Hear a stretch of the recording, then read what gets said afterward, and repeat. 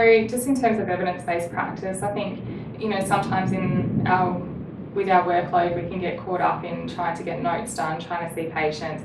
We don't necessarily have the time to be doing literature reviews, keeping up to date with, what is evidence-based practice. And so students are coming from the perspective where that's what they're doing at uni. They're learning about what's happening now, what's the best research.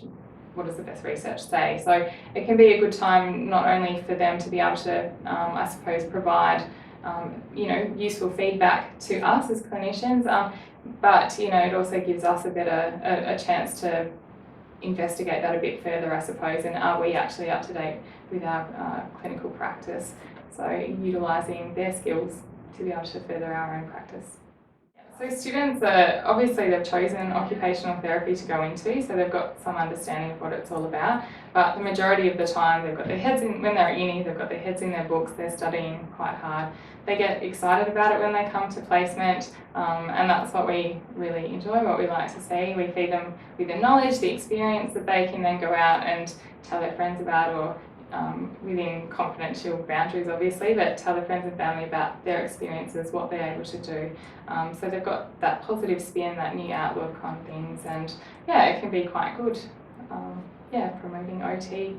Fantastic. Students, I find that students quite often come with loads of questions. So they want to know why we're choosing particular assessment tools, why we're engaging clients in a specific way, in a certain way, why we would do a home visit versus not doing a home visit, or a clinical assessment.